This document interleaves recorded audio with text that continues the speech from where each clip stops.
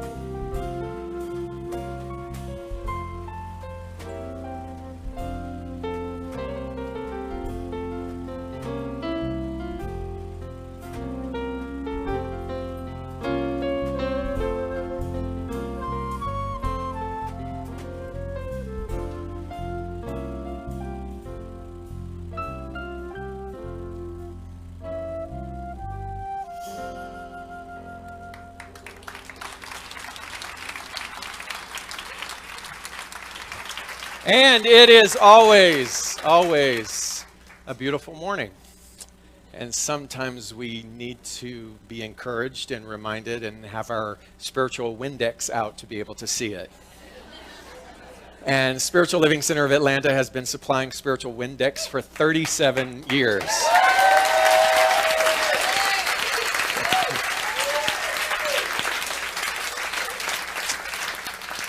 We are a community that even today, right in this moment, there are people here of the Muslim faith, of the Hindu faith, of the Jewish faith, of recovering Catholic faith, recovering Baptist faith, recovering Pentecostal faith, all of us having migrated from our various origins of religious belief in order to come together and to celebrate the inclusivity and the cultural diversity and the expansive spiritual nature of what we have grown to understand God to be.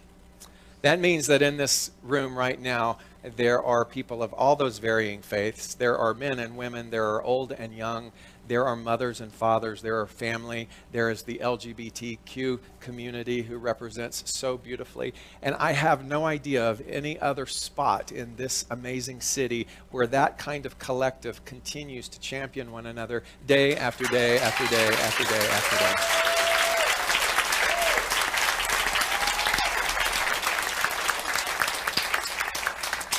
And it did start in 1979, and it was called the Atlanta Church of Religious Science. If you look on that little wall over there where Wayne is, Wayne's going to be Carol Merrill for a moment. That is Kennedy Schultz on the hall.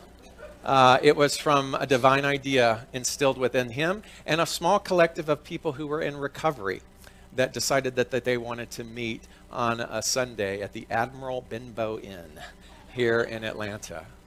And so we carry on the tradition and the legacy of that.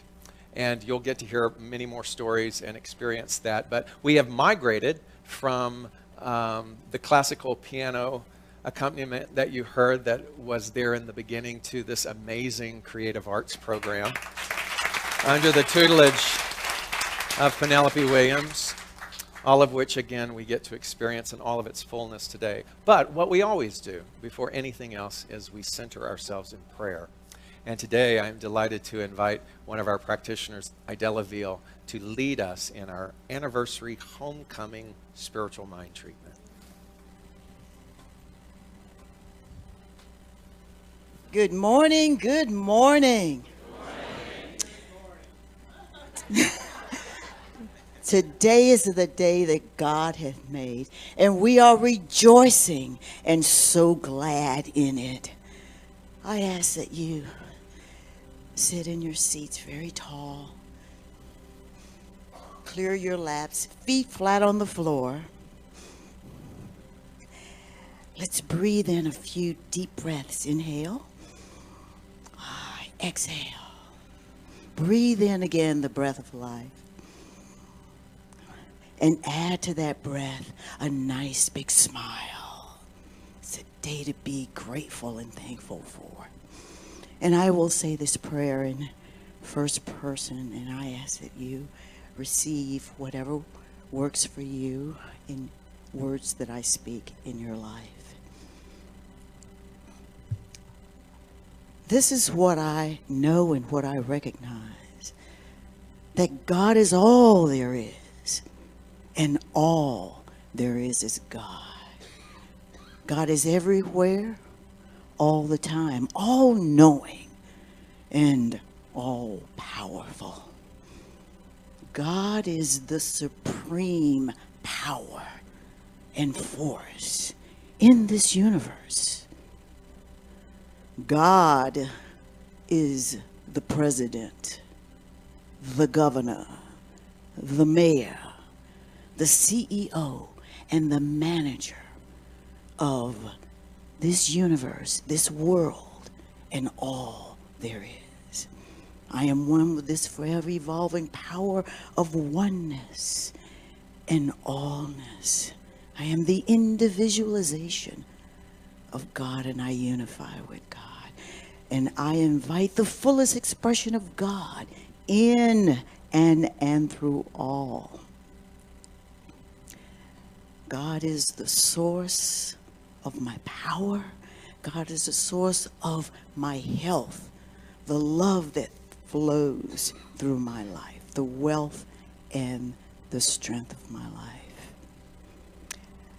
I am a walking, breathing vessel of infinite possibilities, infinite potentiality, infinite love, infinite compassion. We celebrate today 37 years. 37 years of the Spiritual Living Center of Atlanta. We give thanks for the leadership that Reverend David Ault has given us. We give thanks for the staff here. We give thanks for everyone that is here, all the pleasures, everyone that is a part of this loving community. And with unwavering faith and absolute trust in universal law that always says, yes, yes, yes. I release these truths knowing all is well. Amen, as we say together. And so it is.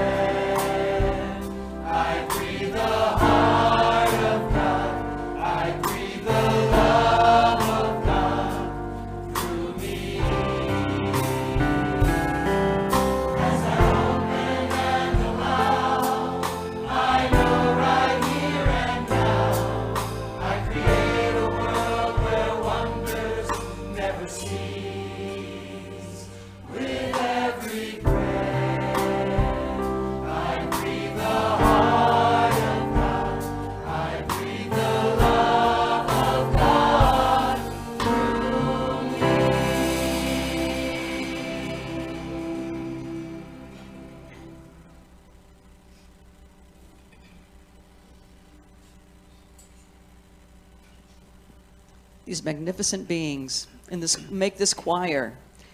We celebrate them today. And we also celebrate our guest vocalist this morning, Jason Peterson, who's done a marvelous job. We're so appreciative of your time with us, Jason. And one of our very own, spends a lot of time in New York, on and off Broadway. We are so happy to have you here with us, rendering this beautiful music. Terry Burrell.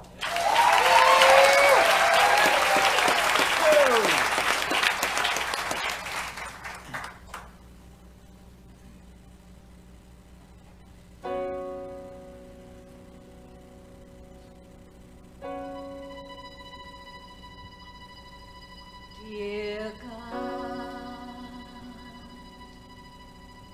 dear stars, dear trees, dear sky, dear peoples, dear everything, dear God,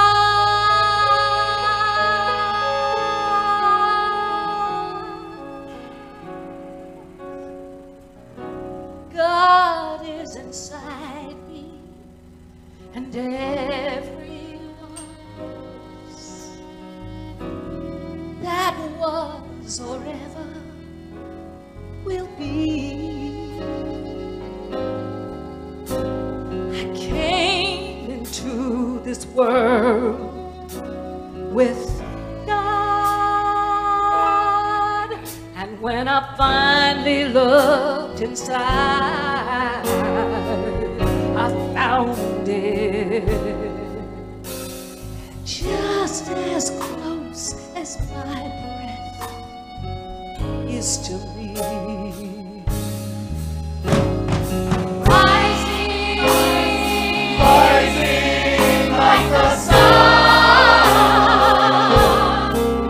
is the hope that sets us free. Your heartbeat makes my heart beat as we share love like a blade of corn, like a honeybee, like a waterfall on a part of me, like the color purple when it did come by.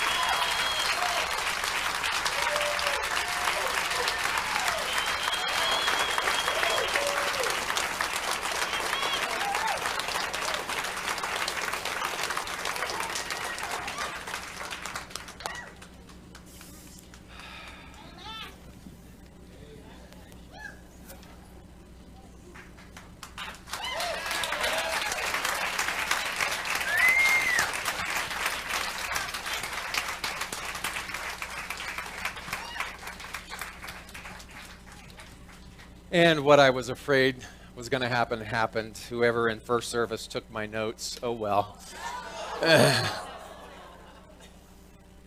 Who was it? Anyway.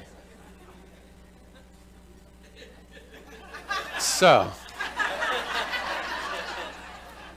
that song was the number, they call it in Broadway the 11 o'clock number. It's the number that the lead character of Celie sings in The Color Purple. And it's about her redemption. It's about her understanding that regardless of her fate and all of the things that had happened to her, that she was able to rise and to discover all along that God was everywhere present. And isn't that our journey?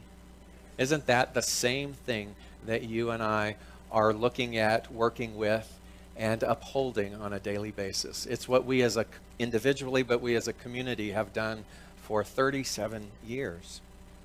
And it's a marvel. It's a marvel for us. I had a hard time this week. I'm just going to confess. Personally, I had a hard time. And I forgot a lot of times. But one of the beautiful things is that I was able to not judge myself in my process.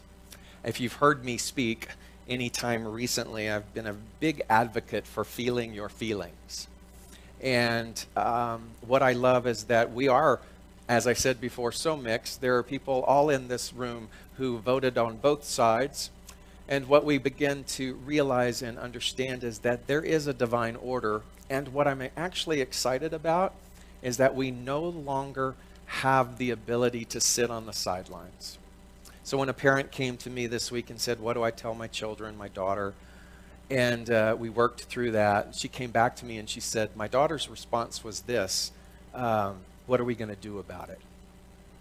And out of the mouths of the millennial come, what are we going to do about this? And I propose that to you as well. What are we going to do now, action-oriented wise, taking these spiritual principles to the street and reminding that every single person that sits in these chairs today is safe and honored and valuable and worthy.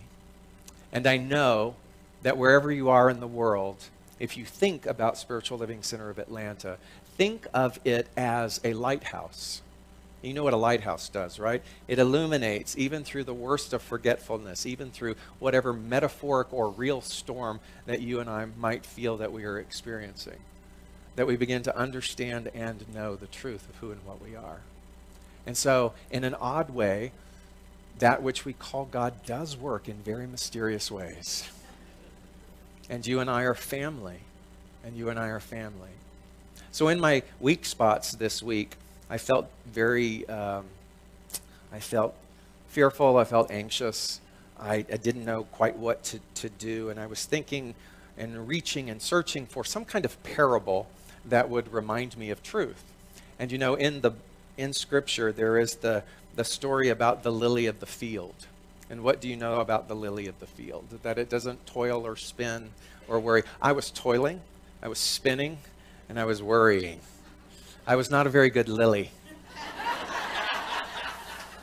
And I was reflecting upon where might I be able to go to escape my toiling and my spinning and my worrying. I considered San Francisco, but then I remembered this. All right. The lilies of the field do not grow in this way, by fighting with the weeds, by mowing down the weeds, by ripping up the weeds. The lilies of the field do not grow in all their glory by becoming like the weeds. See, giving up all their own uniqueness so maybe they can get by unnoticed. They don't grow that way. The lilies of the field do not grow in all their glory by uprooting themselves and moving to some other field where perhaps there will be fewer weeds. They do not flee to San Francisco or back to some small town in South Carolina where they will be better understood. See? No, they don't do any of that. All right? But consider, how do the lilies of the field grow in all their glory. They do not toil, nor do they spin. They stand firm right where they are, in the midst of weeds and all, through every summer storm and cloudy day. They stand right where they are, and they insist upon themselves. They persist at being lilies of the field. And so, Kennedy, I then am going to take your lead, and I'm going to tell everyone in this room to change their name to Lily. That's your new nickname. You're Lily. And as a lily of the field, as one who understands the deep-rooted nature that regardless, I mean, think how vulnerable a lily appears to be. And yet, it's so wise in comparison to, well, the way in which we act sometimes. I don't know about you, but I get caught up in wanting to change effect. You know what that means? Wanting to change things at surface, wanting to create some kind of patchwork solution rather than automatically going back to what we call cause. Cause is that which takes place inside. As I change my cause, I change my effect. And I begin to understand that sometimes I've made the mistake of trying to use my human mind in a way that was counterproductive. What do you think about that, Kennedy? Now, Dr. Holmes wrote a long time ago a very simple statement. He wrote, "The human mind cannot heal the human mind." The human mind cannot heal the human mind because all real, enduring healing comes from divine intervention. And only the mind that somehow knows this can really get this kind of healing going for itself. So divine intervention, then, is the thing that takes place within the inward part of mind. It's the thing that creates us as people of depth rather than people of reactionary surface, right? Sometimes when we study this in class and as we explore these spiritual truths and we try to personalize them, we begin to see how often, because of the effectful nature of the world, that we're looking for cures rather than looking for healing. And do you know the difference between the cures and the healing? The cure is the temporary. The cure is the Band-Aid over the bobo. And what we begin to realize is that curing then is transitory, and that it opens itself up for repetitive wounding. But healing does what? Healing is where we begin to change the beliefs that you and I picked up when we were young, the beliefs that we absorb consciously or unconsciously from the media and from other demographics and from fear-based thinking. And so we realize that there is a distinction between seeking a cure and seeking healing and wholeness. I don't know how else I could explain it. To make it simpler, think of it this way. People cure hams, but God heals people. There's a huge difference. We cure hams. We cure hams by infusing them with chemicals and hanging them in a dark place Don't for a want while. to do that. Okay. If we healed hams, they would turn back into pigs. So never in your supermarket will you find a package of healed ham. It's always cured. Thank you. I think I got it now.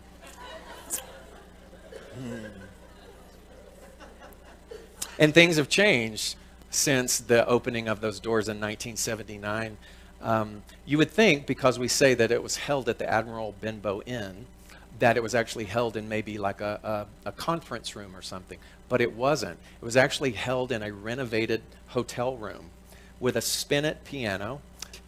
And there were maybe 30 or so people. And they stayed in that little bedroom at the Admiral Benbow Hotel, raised money, and at the beginning of 1980, acquired the High Museum, where for 30 years they were there. The first service in the High Museum had 69 people in that big auditorium.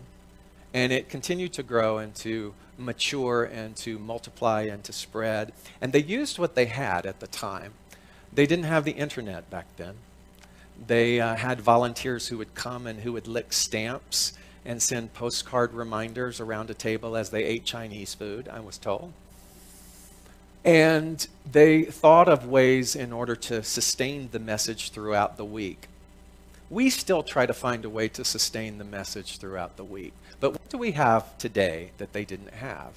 We have the internet. We have a portal into world religions and to speakers and to webinars and to teachings that were not as accessible as it was 37 years ago.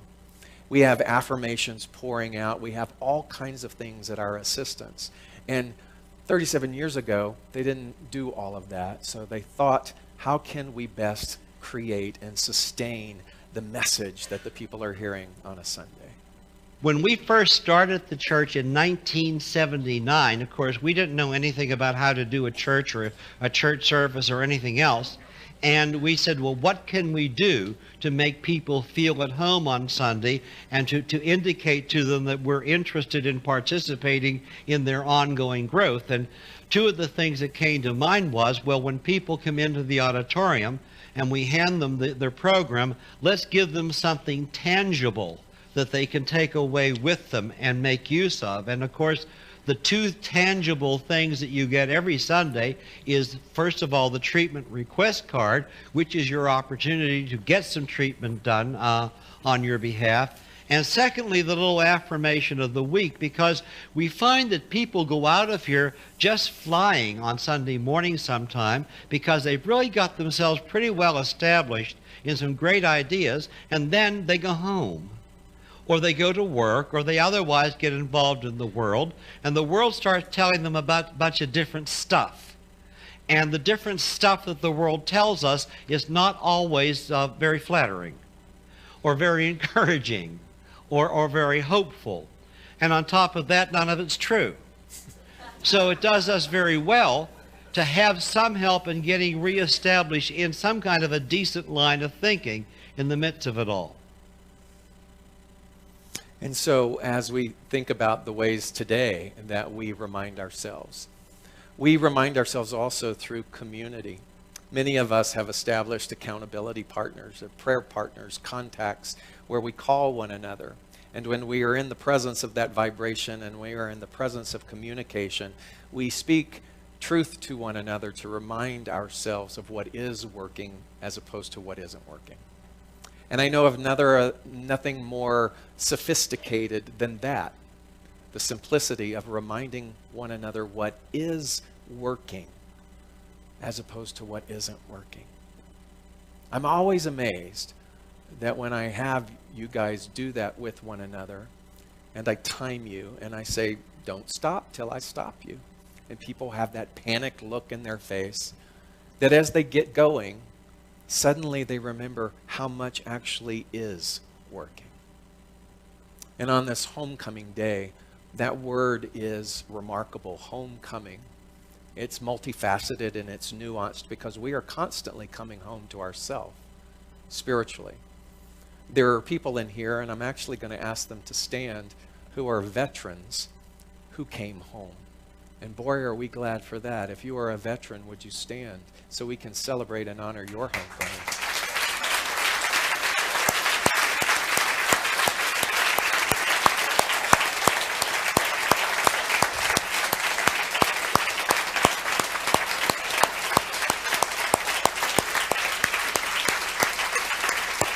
Thank you. Thank you for doing that. Thank you for coming home. And thank all of you for coming home to some degree, to the degree of your power, to the degree of your ownership, to the degree of your steadfastness. And Kennedy, I was wondering if maybe you could give us some affirmations that might solidify this. I am born to succeed. I am born to prosper. I am born to love and be loved. I am born to improve life in this world, every place I go. Let's repeat those first three with Kennedy. I am born to succeed. I am born to succeed.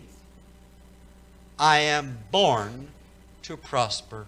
I am born to prosper. I am born to love and be loved. I am born to love and be loved. And so it is. Thank you, Kennedy. There are many who have been in this membership, this family, this community for decades. I wanted to bring three distinguished members who some you see, some you don't often hear from. One is Maddie Hammond. She's Mama Maddie. She is our head usher, but she's Mama to me. I want to bring up the lead of our care ministry, who has served as a practitioner for decades, but also still continues to run our care ministry, Essie Freed.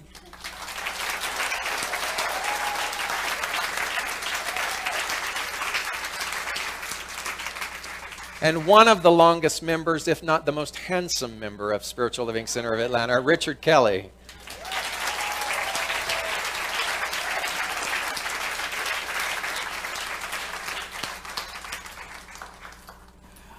Good morning. I just want you to know, and I want to thank everyone who gave me thoughts, prayers, treatments, whatever you sent to me. I want to thank you so very much. It worked. I am cancer free.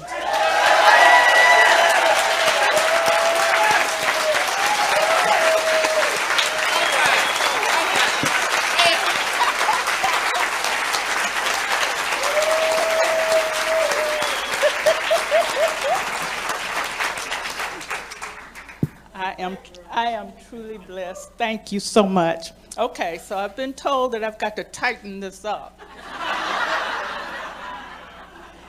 And I'm going to do my best.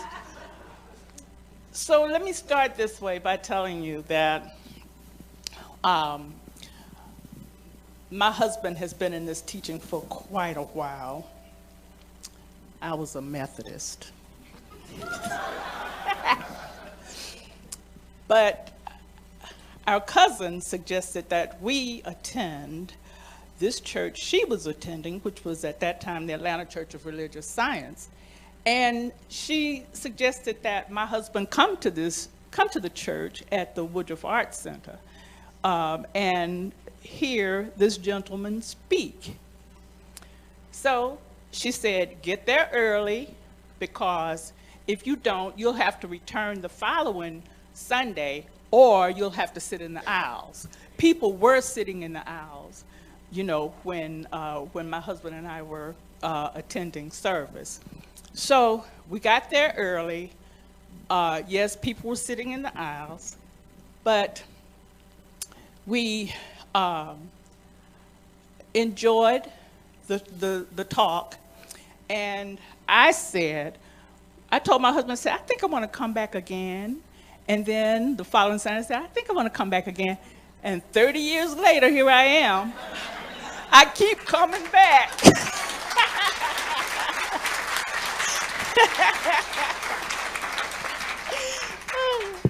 So what I want to say is, I want to welcome you.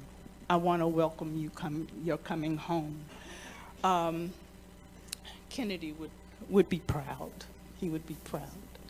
And I want to, I'm finishing up, I promise.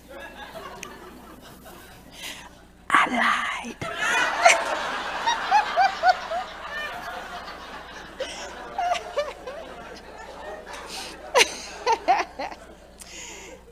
So anyway, I decided that what I wanted to do was to give back to the church what it has given me. So how do I do that? You volunteer your service, and that's what I did. I decided to become an usher. Then I decided, well, continue being an usher, but then after a while, someone approached me and asked me if I wanted to become head usher. And I said, well, what does a head usher do? And they said, well, you have to be approved by the board. And then you have to work with Kennedy.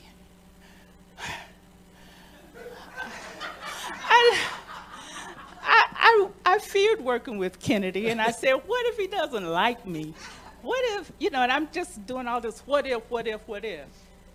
And then after a while, I got tired of saying what if, and then I said, I ain't scared of Kennedy. I'm just gonna love on him, which is what I would expect him to do with me too. We grew on each other. And what a wonderful man to have for at least 15 to 20 minutes a Sunday. We had an opportunity to, Richard remembers this little, you may remember that little room that Kennedy and I went into. It was just the two of us, and we had an opportunity. That's where I had my classes, even though I did take formal classes, but I had access to my Kennedy for at least 20 minutes a Sunday. I miss him. And I'm sure many of you that knew him miss him as well. I remember an occasion where, oh, did I check you today, David? I didn't? Dog. Well, I would check Kennedy every Sunday to make sure. Our zipper is up. Yes. Nose clean.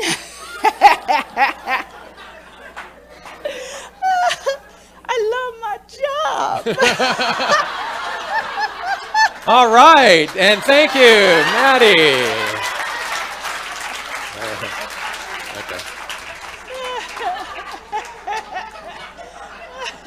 Moving on. So look, I will cut it off because I am going long and others have other things to say. But I want to say that Kennedy was a very special person. And if you had an opportunity to know him, you would know what I'm talking about. So, again, welcome home, everyone. And we'll be talking soon. Bye-bye.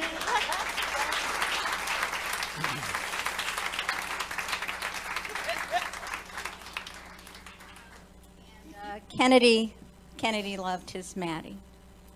So this is Kennedy on Sunday mornings. The music would play and it would come to this crescendo, and it was just rhythmic acceleration, and he would come out like this. And he owned and ruled the world. That's who Kennedy was. Is I'm Kennedy and you are not.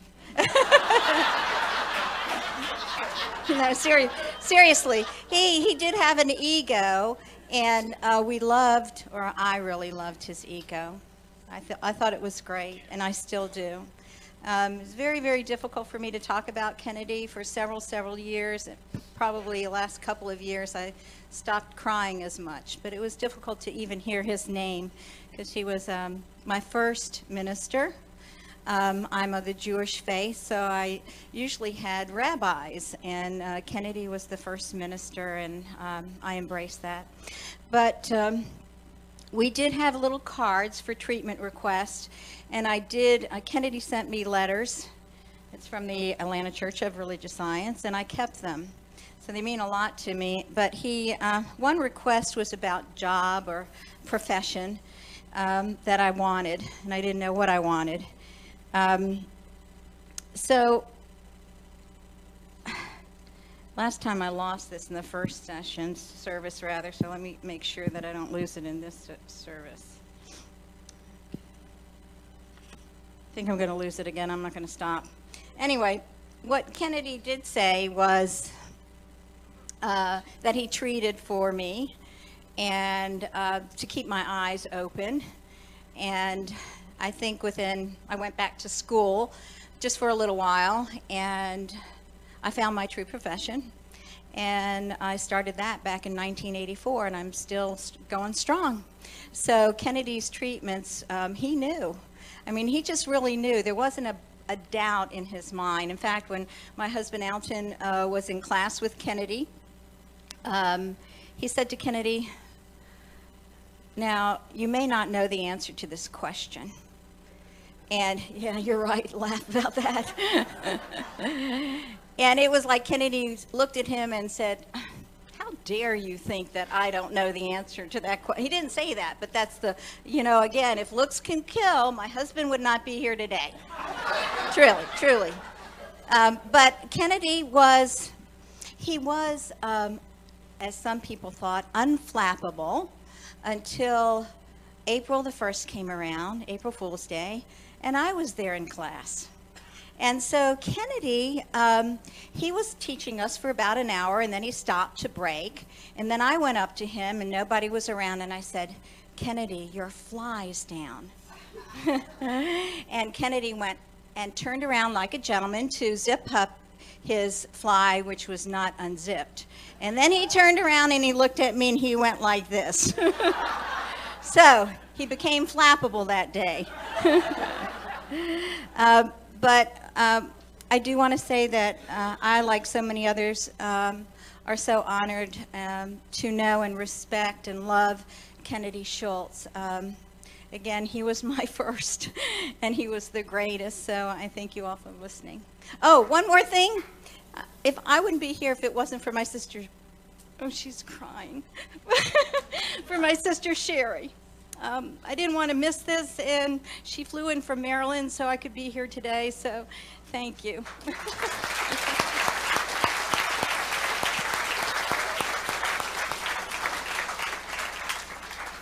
Well, good morning. What life wants and needs is an opportunity to appear, and you and I are that opportunity. Those words I first heard 35 years ago when I walked into the Richard Rich Auditorium. Back then, I lived right near Ansley Mall, and I went to a little gym called Fitness First on Peachtree Road, which is not too far down from where we had services. And one of the employees there said to me, "Richard, I went to this great new church Sunday service. You need to go. I think you'd like it." And in my mind, I'm thinking, oh no. Because at that time, S was real big in the country, for those of you who remember. And there were some very particularities about S, like you couldn't use the restroom on your own accord. You had to wait to break time. And I thought, I'm not going to find myself in that situation. But I did go, and like many of you, when I first went, the first day after I sat down, by the end of the service, I felt like I had come home. David Watkins was the pianist at that time, and we had a 9-foot grand piano that stayed on the stage, and when it wasn't on the stage, it was wheeled over to the side. And one of Kennedy's favorite tunes to listen to was Claire de Lune. He used to always like to hear that. We had our services. The church had its services on Sunday morning there at the Richard Rich Auditorium, but we had our classes at the Women's Club on Northside on Far Road back then. And then we had the original office on Maple Drive in Buckhead. And then we moved to Executive Park. And then for a very short time, we had a small office that was between the streets of Northside Drive and Howe Hugh Road. The Atlanta church was groundbreaking in their efforts to help those who were affected by the AIDS epidemic back in the early 80s. We were one of the few churches that led support groups, and we had national speakers come and talk and give workshops to our congregation as well as people outside of our organization. Let's see, Dr. David asked for some of our fondest memories. One of my fondest memories was some of us had approached Reverend Paul Gagne when he became minister to have an Easter bonnet contest on Easter morning. And for the first one we had, some of you know Chuck Henry. Well, you know, he's big in the floral industry. But he walked up those steps of the Woodruff Arts Center with this huge 4-foot gargantuan, 3-foot high thing with all these flowers popping out of it. And you should have seen the cars on Peachtree Road just stopping and driving real slow at what's going on. Lastly, I just want to read something that Kennedy had written in one of his newsletters in 1989 about community. Some of you may have been here yesterday for Lola's Nola's memorial service, and a lot of her family members really expressed how much of a community we were and are.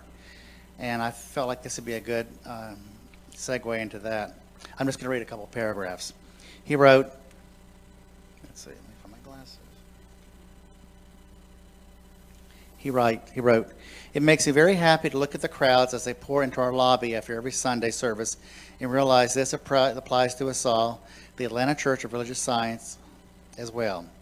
Over the years, we have come to look more and more like the community we serve, and I like the way we look. It shows that the universal principle we teach has universal appeal, so we must be teaching and practicing it right. You might say we have a large and growing group of people with very little in common at all, except for the most important things: a tremendous dissatisfaction with what has been, a tremendous desire to do something wonderful about it, and a growing belief that this can be done, along with the growing and understanding of how to do it. There is one other important thing that we all share. It is the delight we take in playing some part of the growth and healing of each other. And I feel like we find that here. Thank you."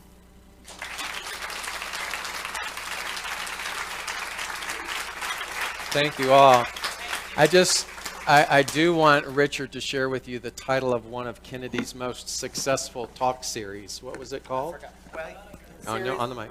What was it? He had a 3-week series, and it was called "Oh God, Oh God, Oh God," and it dealt with sexuality, of course. And of course, as you can surmise, there were few seats during those weeks. They were empty. And then one of his other ones was, "I'm looking for Mr. Right, but I'll take Mr. Right now." Thank you.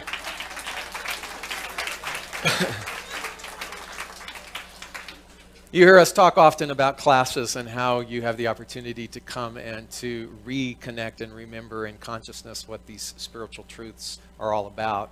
There are many who go through all that we offer. There are some who take it upon it to accept the calling to move into practitioner training.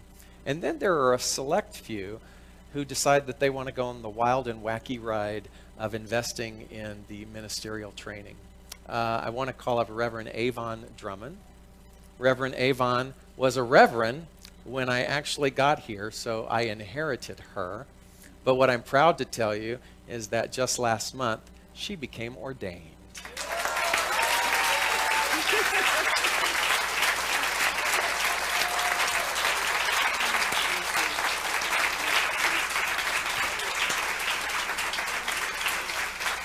And so Reverend Avon has served in just all kinds of ways. She has taught, but the thing that sticks to my heart the most is her service with the board. And she was serving on the board for years. And it was during a great time of transition and change and uncertainty. And we would get all caught up in the effect, right? And the lily of the field would be screaming. And then we would all, without fail, all the board members turn to Avon. And she would go, "Know with me this truth." And she was the grounding force. And to this day, she's still a grounding force. And how did you retain that knowing? That wasn't the question, but Okay. The question he asked me to talk about, and I, first of all, thank you for letting me speak, because I don't take it for granted to be up here. But when he asked me the question of when did I really know, or what happened that I really knew that God is all there is? That's the knowing. That's the one. That's the knowing. Yeah. And I had to think back.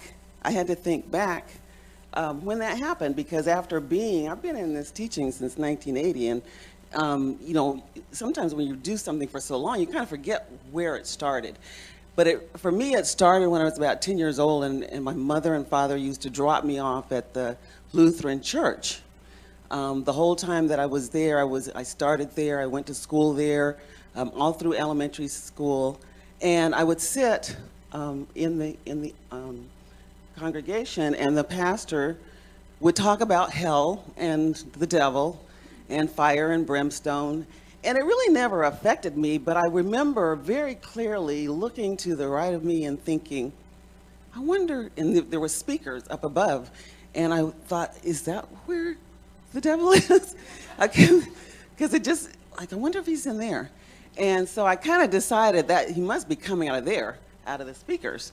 And so that's where I decided he was. And then the other place that I discovered after going to school there was that he was also in the basement, because the pastor's son used to gather all of us that were in catechism and take us in the basement and play Ouija board. And Ouija board at the time, probably still is, was the act of the devil. And so that's when I really started hearing that there was supposed to be two powers, but it never really stuck with me. And then fast forward, I never really had a church that I went to. My parents never went to church, so even after getting married, we didn't really start going to church or anything like that. In fact, my in-laws were so church-going people that they would kind of look down on us and ask that our boys go with them to church because we didn't go. And my husband would always tell people, how do you know the devil didn't write the Bible? And so it used to make me cringe. I didn't know how to respond to that. But basically what he was saying was, I know who I am. Y'all want to talk about that other stuff. And so he was already grounded. I really didn't understand that at that time. And then there was, so anyway, I was working, and I quit my job to kind of go into business myself so I could raise my son. And I started working with Mary Kay. And the director of Mary Kay recommended a book for us to read for growth. And it was called The Dynamic Laws of Prosperity by Catherine Ponder. And I ate it up because being at that time, trying to be self-employed, we were having financial, trying to make the ends meet at the month, right? The end of the month. And so I was just really eating it up. And I started going to the Science of Mind Church, which was in San Diego, with Terry Cole Whitaker. And so as I was trying to absorb and really hoping, wanting, dreaming that I could absorb what it was talking about, which basically is God is all there is, I remember one day I was in the kitchen washing dishes. We had just finished dinner. Mike was sitting in the family room, and I could see the family room because our kitchen was really open. And he was sitting watching TV, and I was washing dishes, and I remember having one dish in one hand and the towel in the other, and I was just kind of daydreaming, and all of a sudden I turned like this, and something came over me. It was like immediate ecstasy. It was like I had been taken way out, and I could just see that everything was perfect, and it was the same, and I was connected. And I just said to myself, oh my God, I got it. And I was so excited because it's like all this studying, I got it. And then within seconds, it went away. But and that was in the early 80s. But what I did was I knew then, which you all know, that God is all there is. And you and I are just extensions of that one God. And so as I sit down sometimes, some of you have come to me for treatment, and I kind of take for granted that the first thing that we say in treatment is God, there's only one God, one power, one energy, one source. And I take it for granted that you know that. And even if you don't, you know it because otherwise you would be arguing with me, okay? And so when we say that, you're just remembering it because you know it already. And so as we have these conditions and effects and things that happen in your personal lives, things that happen in the country, things that are unknowing about what's going on with the center, just know that God is all there is, period. That's all you need to know. And so thank you for letting me share my story with you. I love all of you. and you're my family. Thank you very much.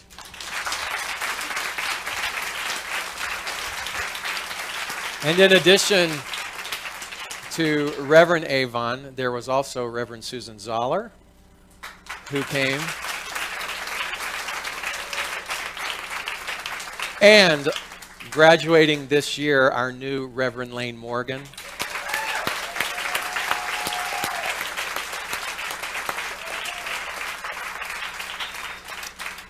And these three powerful women have given themselves to ministry. They've given their life, their consciousness, and their servant heart to be able to serve all of you, as have I. And so, in honor of our first 37 years, what we would like to do is to ask you to join us in this affirmative prayer for the next 37 years and beyond. And so if you'll take a deep breath with me, just as Reverend Avon reminded us, there truly is only one power. Only one power, one infinite intelligence, one sacred, glorious, healing vibration that is the backbone, the foundation of all that is life. And all we need do is recognize it. And that one power must, because it is all there is, it must move through me. It must be me. And as I realize that, I recognize that I couldn't even breathe.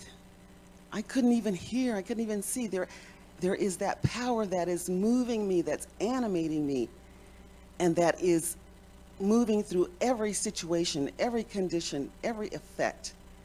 God is all there is. It's in everything. It's in you. It's in me. It's all there is. All that life wants and all that life needs is the opportunity to appear. I am that opportunity, as is every person in this room. And as I realize this more and more, I am unlimited. I am limited only by what I choose to believe, and I choose different beliefs. And this center has led people in choosing different beliefs, greater beliefs, and it will always do so. This is a movement. This is a knowing that cannot be stopped like waves in the ocean. It comes from very deep within. And so I know that this is a growth process, this is expansion, and that what we do cannot be measured by what we see today. It is ever expanding. As the consciousness of each of us expands, we expand the consciousness of the world. And this is something wonderful, and this I am very grateful for. And so I know that the divine idea in the mind of God, called the Spiritual Living Center of Atlanta, is expressing light and love. It is a center of hope and gratitude, prosperity and inclusivity.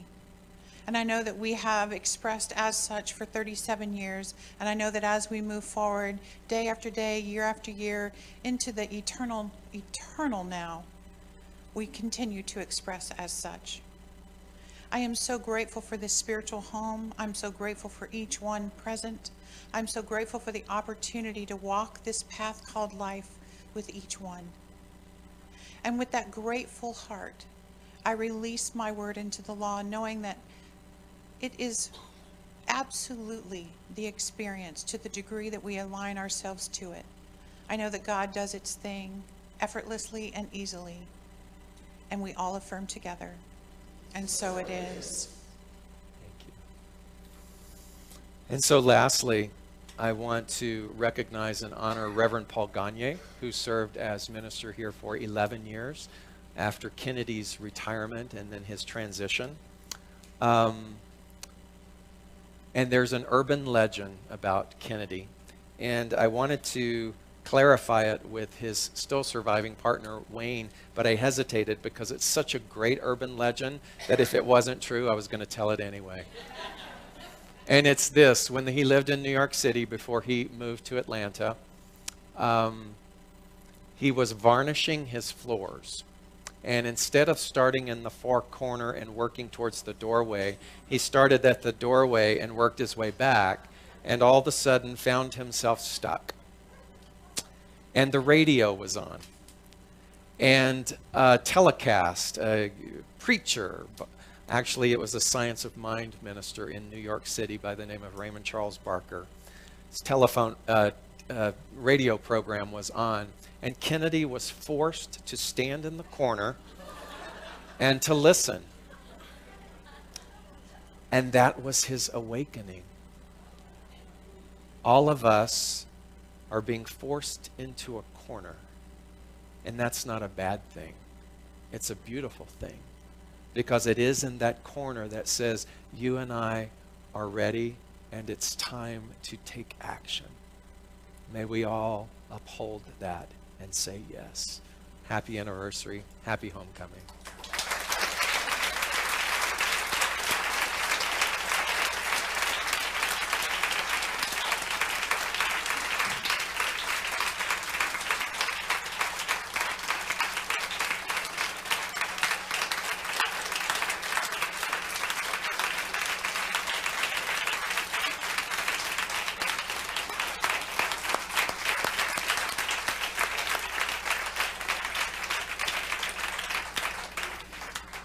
Presently, you are served by the most incredible staff that exists, with the most spectacular office managers and assistant ministers and executive director that knows no match whatsoever. David, you're ready.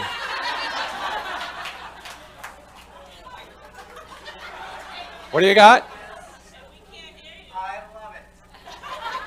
David has a new toy, and this new toy is going to announce where we currently are in our pledge drive. Currently now, pledge drive is $47,913 a month.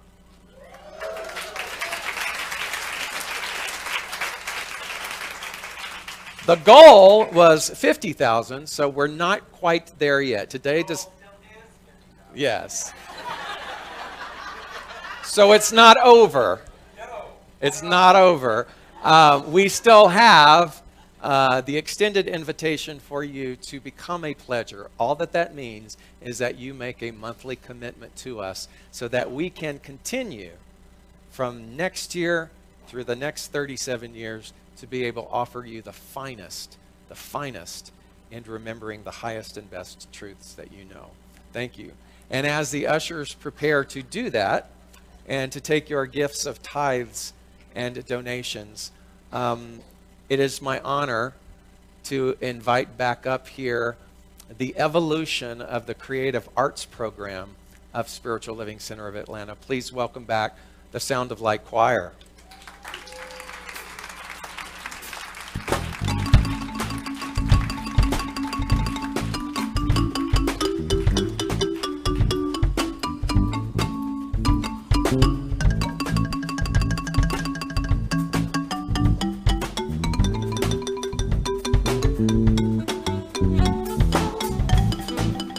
How about now? How you doing today? Give yourselves a hand for this beautiful homecoming Sunday. Woo! We celebrate legacy. We celebrate the past. We celebrate new beginnings, divine order, and we celebrate this beautiful community.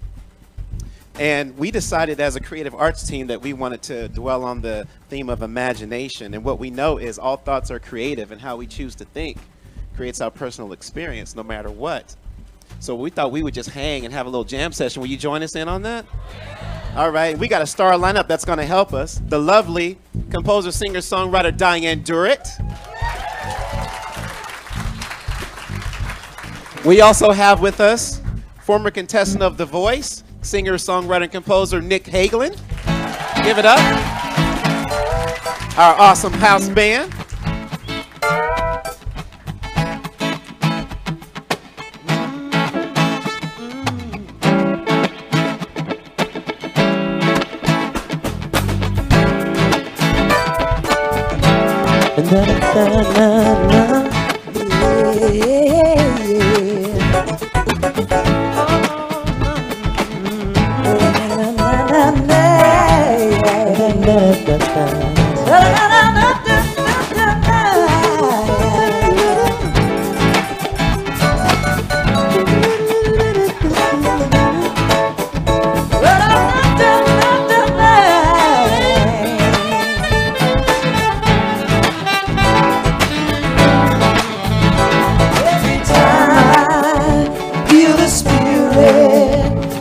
moving in my heart. I will praise. Every time I feel the Spirit moving in my heart, I will praise. With each beginning, there is desire, the cornerstone of our philosophy. And that desire brings about form and evolution over the years. Every time I feel the Spirit moving in my heart, I will praise. Every time I feel the Spirit moving in my heart, I will praise. Every time I feel the Spirit moving in my heart, I will praise. I'm moving. I'm moving.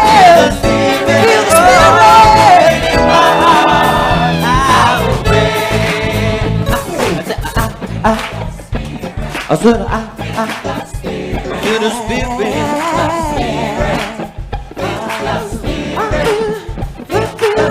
Feel the Spirit. Feel it in my soul. Feel it in my soul. Feel it all in my heart. Feel it in my toe. Feel it everywhere. Even in my elbow.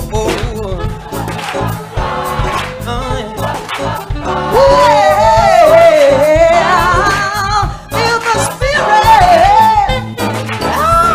Feel the Spirit. Gonna feel the Spirit. Feel the Spirit. Can you feel it? Can you feel it? Can you feel it? Can you feel it? Can you feel it? 1, 2, come on. Every time I feel the Spirit moving in my heart, I will praise. Every time I feel the Spirit moving in my heart, I will praise. Every time I feel the Spirit moving in my heart, I will praise. Every time I feel the Spirit moving in my heart,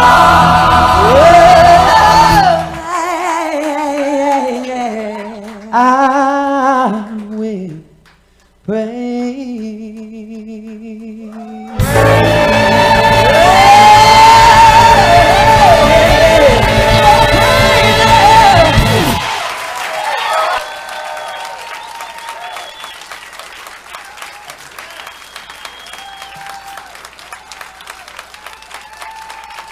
Durant, Nick Hagelin.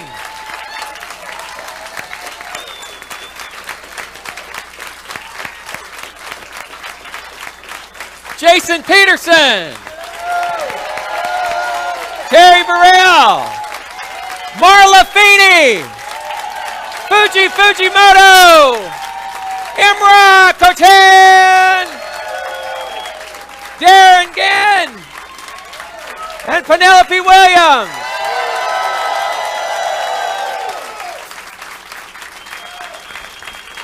Practitioners, please come, join, and stand beside me. They are the ones wearing the stoles today. They are ready to remind you that you are Lily, and that you are strong, and that you are powerful. And as we sing this song, I want to thank Jennifer Earl for the dessert room. Please join us for more dessert if you missed out already. Thank you so much for being with us on Homecoming. Love one another. I am so blessed. I am so blessed. I am so grateful for all that I have. I am so blessed.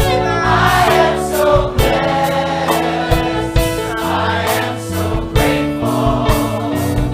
I am so blessed.